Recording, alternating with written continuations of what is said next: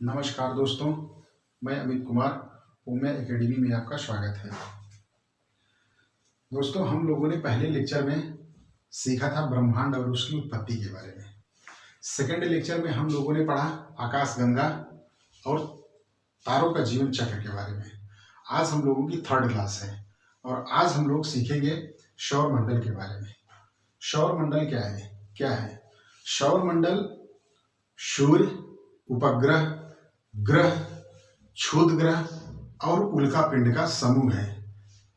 यह एक परिवार है। इसका मुखिया जो है सूर्य है। दोस्तों सूर्य को तारा कहा जाता है। सूर्य को आखिर तारा क्यों कहा जाता है, हम लोग पहले इसके बारे में जानते हैं। सूर्य को तारा इसलिए कहा जाता है क्योंकि इसका अपना प्रकाश है और अपनी ऊर्जा है। जिसके पास अपना प्रकाश और अपनी ऊर्जा होती है उसे तारा कहा जाता है। और सूर्य को एक प्रकाश और ऊर्जा मिलती कहाँ से है? उसके पास हाइड्रोजन होते हैं। हाइड्रोजन का जब संलयन होता है तो उससे जो ऊर्जा प्राप्त होती है वहीं से उनको ऊर्जा और प्रकाश होता है। सेकंड पॉइंट है ग्रह। ग्रह किसे कहते हैं? इंटरनेशनल एस्ट्रोनॉटिकल यूनियन के अनुसार ग्रह उसे कहा जाता है जिसके पास ग्रह उसे कहा जाता है जिसका अपना एक निश्चित आकार होता है और एक निश्चित द्रव्यमान होता है, एक निश्चित गुरुत्वाकर्षण बल होता है तथा एक निश्चित कक्षा होती है। इसमें दोस्तों सबसे इंपॉर्टेंट है एक निश्चित कक्षा होना चाहिए। इसी एक निश्चित कक्षा के आधार पर ही प्लूटो को ग्रह की श्रेणी से बाहर कर दिया। प्लूटो को क्यों ग्रह की श्रेणी से बाहर कर दिया गया? 2006 में प्राग में, चेक गणराज्य में एक स्थान है प्राग, जहां पर इंटरनेशनल एस्ट्रोनॉटिकल यूनियन की बैठक हुई। वहां पर ये देखा गया कि जो यम है, यम अपने ऑर्बिट में जब सूर्य की परिक्रमा करता है तो यह वरुण जो नेपच्यून है इसके ऑर्बिट को इंटरसेक्ट कर देता है, कट कर देता है। इसलिए यम को ग्रह की श्रेणी से बाहर कर दिया गया है। अब हमारे ग्रहों की संख्या हो गई है 8, जिसमें बुध, शुक्र, पृथ्वी, मंगल, बृहस्पति, शनि, अरुण, वरुण है दोस्तों। फिर उसके बाद उपग्रह आता है। उपग्रह किसे कहते हैं? जो ग्रह की परिक्रमा करते हैं उसे उपग्रह कहते हैं। अब दोस्तों ये जो परिक्रमा करते हैं इसमें एक परिक्रमण होता है और एक परिभ्रमण होता है। परिक्रमण क्या है? जब कोई ग्रह सूर्य के चारों तरफ जब चक्कर लगाता है उसे परिक्रमण कहते हैं। जैसे किसी मंदिर में आप जाते हैं तो जो मंदिर के चारों तरफ आप परिक्रमा करते हैं वही परिक्रमण है। और अगर आप लट्टू देखेंगे, वो अपने स्थान पर जो गति करता है, जो नाचता है अपने स्थान पर, उसको परिभ्रमण कहते हैं।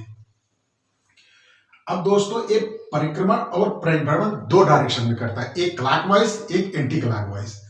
तो जो हमारे सभी ग्रह हैं, ये सभी ग्रह एंटी क्लॉकवाइज डायरेक्शन में गति करते हैं। लेकिन जब यह अपने एक्सिस पे गति करता है तो इसमें केवल 2 ग्रह ऐसे हैं जो क्लॉकवाइज गति करते हैं। ये दोस्तों यहां से प्रश्न पूछा जाता है कि वो कौन से ग्रह हैं जो अपनी एक्सिस पर क्लॉकवाइज डायरेक्शन में गति करते हैं। ये दोनों ग्रह हैं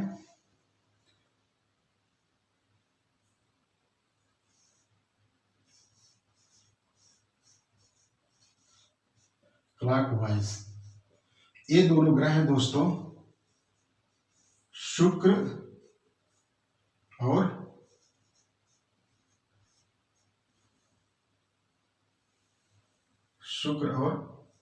अरुण। दोस्तों एक क्वेश्चन हमेशा पूछा जाता है कि कौन से 2 ग्रह हैं जो अपनी एक्सिस पर क्लॉकवाइज डायरेक्शन करते हैं। तो इसको आप शुक्र और अरुण याद करिए। अगर इसका कोड के रूप में याद करना है तो दोस्तों आप इसको आंसू याद कर लीजिए।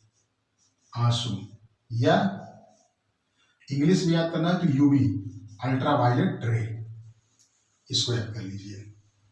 और दोस्तों सेकंड क्वेश्चन पूछा जाता है कि क्षुद्र ग्रह है क्या? क्षुद्र ग्रह जो ग्रहों के जब टूट फूट जाते हैं तो उनके जो मलबे होते हैं वे सूर्य के चारों तरफ चक्कर लगाते हैं उसी को क्षुद्र ग्रह कहते हैं। और ये क्षुद्र ग्रह पाए कहाँ जाते हैं? ये क्षुद्र ग्रह मार्स, मंगल और बृहस्पति के बीच में सूर्य के चारों तरफ चक्कर लगाते हैं। ये दोस्तों ये भी पूछा जाता है कि क्षुद्र ग्रह कहाँ पाए जाते हैं।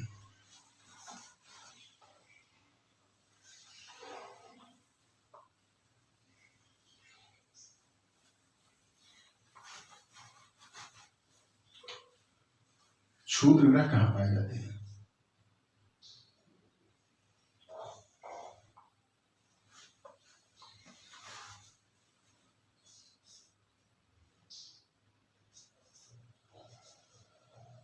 क्षुद्र ग्रह, क्षुद्र ग्रह मंगल प्लस बृहस्पति के बीच में, मंगल और बृहस्पति के बीच में क्षुद्र ग्रह पाए जाते हैं दोस्तों। फिर दोस्तों अब आते हैं हम ग्रह के बारे में। ग्रह को दो भागों में बांटा गया है।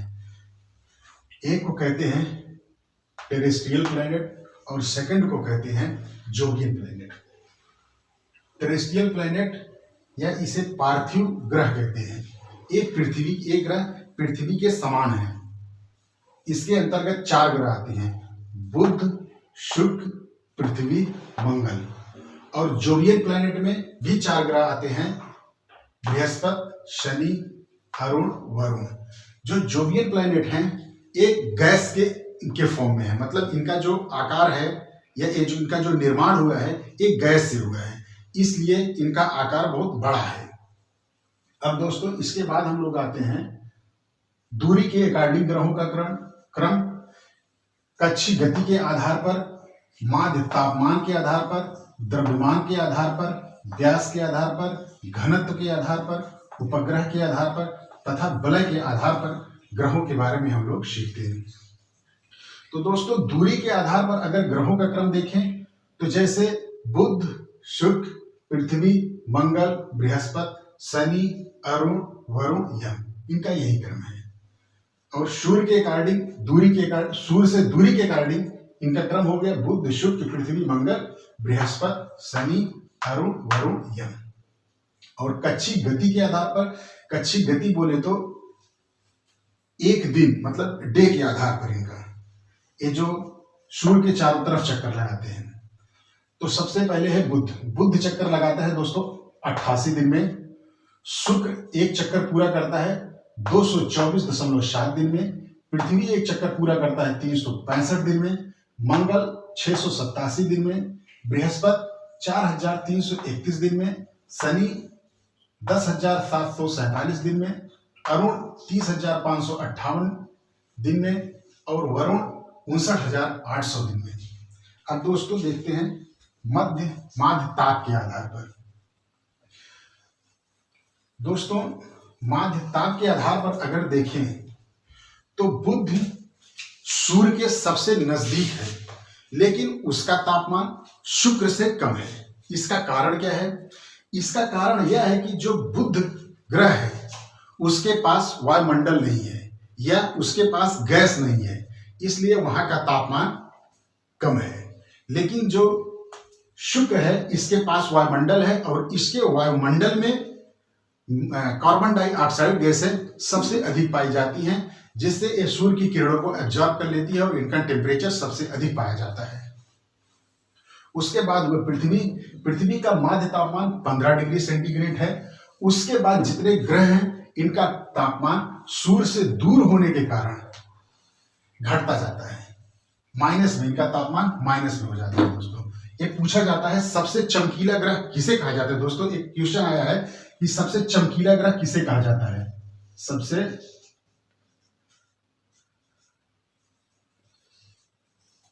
चमकीला ग्रह किसे कहा जाता है?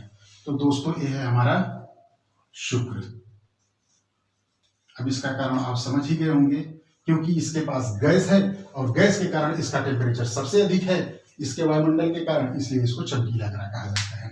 अब दोस्तों सेकंड हो गया इनका आकार व्यास के आधार पर। व्यास के आधार पर अगर देखा जाए तो दोस्तों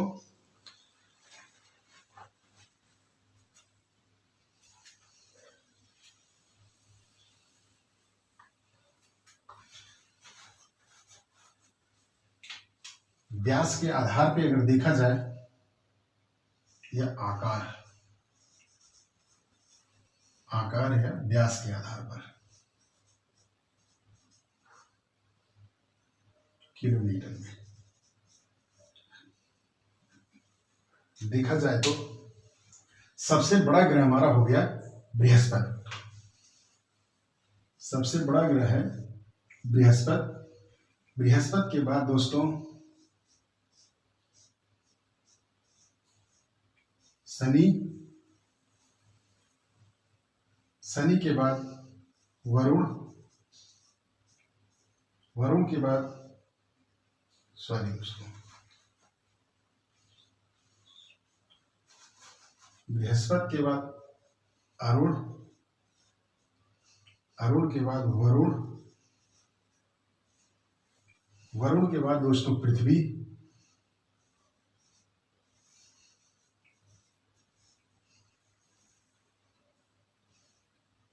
वरुण के बाद दोस्तों पृथ्वी, पृथ्वी के बाद शुक्र,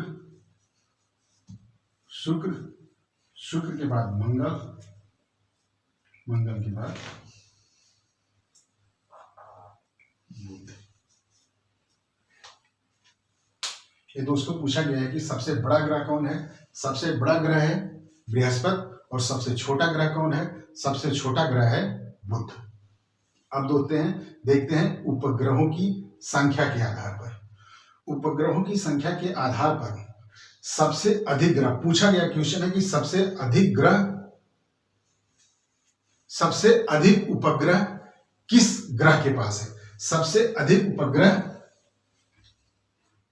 शनि के पास है दोस्तों। शनि के पास 82 है। 2019 के बाद, इसके पहले बृहस्पति था, लेकिन 2019 के बाद सबसे अधिक उपग्रह शनि के पास है, उसके बाद बृहस्पति के पास है। और दो ग्रह ऐसे हैं जिसके पास एक भी उपग्रह नहीं है, वो है हमारा बुध और शुक्र। ये भी पूछा गया क्वेश्चन है कि कौन से ऐसे दो ग्रह हैं जिनके पास कोई उपग्रह नहीं है। ये है बुध और शुक्र।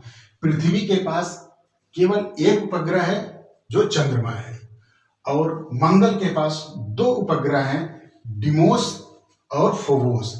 एफडी, फिक्स डिपॉजिट, बुढ़ापे में लोग एफडी कराते हैं, वही याद कर लीजिए। फिक्स डिपॉजिट मतलब फोबोस और डिमोस। डिमोस को सौर मंडल का सबसे छोटा उपग्रह भी कहा जाता है। अब इसको याद करने के लिए डिमोस से डॉर्फ याद कीजिए। डॉर्फ माने बौना होता है, तो यह सबसे छोटा उपग्रह है। और सबसे बड़ा उपग्रह है गैनीमेड, और गैनीमेड जो है बृहस्पति का उपग्रह है। गैनीमेड बृहस्पति का उपग्रह है और सबसे बड़ा उपग्रह। इसको याद करने के लिए दोस्तों आप याद कर सकते हैं कि जो गर्लफ्रेंड होती है, चाहे जो है, उसकी जो गर्लफ्रेंड होती है वो सबसे सुंदर, सबसे बड़ी और सबसे अच्छी है। इसलिए जो गर्लफ्रेंड है वो सबसे पूरे ब्रह्मांड में सबसे बड़ी है। और यह जो इसको जी से गैनीमेड हो गया, और बृहस्पति के उपग्रह जो गैनीमेड है पूरे ब्रह्मांड का सबसे बड़ा उपग्रह है। अब हो गया शनि। शनि के पास 82 उपग्रह हैं दोस्तों, लेकिन इन उपग्रहों में जो टिटॉन है, इसका टिटॉन, यह शनि का सबसे बड़ा उपग्रह है। शनि का सबसे बड़ा उपग्रह टिटॉन है। ये भी पूछा गया क्वेश्चन है। और दोस्तों एक क्वेश्चन है निक्स ओलंपिया। यह मंगल ग्रह पर पाया जाने वाला पर्वत है जो माउंट एवरेस्ट से भी 3 गुना ऊंचा है, मतलब सबसे ऊंचा पर्वत अगर इसको देखा जाए तो। उसके बाद आ गया दोस्तों वलय। वलय के आधार पर अगर देखें तो जो हमारे आउटर रिंग है वलय उसी में पाए जाते हैं, जिनको जोवियन प्लैनेट कहते हैं। ये हमारे वलय केवल उसी में पाए जाते हैं। जो इनर प्लैनेट है जिसको हम लोग टेरेस्ट्रियल प्लैनेट्स कहते हैं, इसमें कोई वलय नहीं पाया जाता है। और जो जोवियन प्लैनेट है इसमें वलय पाए जाने का, रिंग पाए जाने का कारण है कि यह गैसों से बने होते हैं, और इसमें छोटे छोटे जो इनके कण होते हैं उन्हीं से इसका निर्माण होता है, जो वलय का निर्माण होता है उनकी गति से। और जो रिंग है, जो वलय है, यह शनि पर, जो शनि ग्रह है, इसमें स्पष्ट रूप से दिखाई देता है। बाकी जो और जुपिटर, यूरेनस और नेपच्यून है, इसमें स्पष्ट रूप से दिखाई नहीं देता है दोस्तों। और दोस्तों एक क्वेश्चन है जो शुक्र है, खैर इसको हम लोग अगली क्लास में पढ़ेंगे। शुक्र को पृथ्वी का बहन भी कहा जाता है, या इसको सांझ या भोर का तारा भी कहा जाता है। और जो मंगल है इसको लाल ग्रह कहा जाता है दोस्तों। मंगलवार को वैसे सिंदूर लाल चढ़ाते हैं, इसलिए इसको लाल ग्रह कहा, या मंगल को लाल ग्रह कहा जाता है। और वरुण को अरुण यूरेनस को दोस्तों लेटा हुआ ग्रह भी कहा जाता है। बस आज की क्लास दोस्तों हम लोग यहीं पर समाप्त करते हैं। आज की क्लास हम यहीं पर समाप्त करते हैं दोस्तों। अगर हमारा वीडियो आपको अच्छा लगा तो लाइक करें, सब्सक्राइब करें और शेयर भी करें तथा कमेंट भी करें दोस्तों, क्योंकि कमेंट अगर आप करेंगे तो हमें हमारी गलतियों का पता चलेगा, हम उसको सुधारने की कोशिश करेंगे। जय हिंद, धन्यवाद दोस्तों।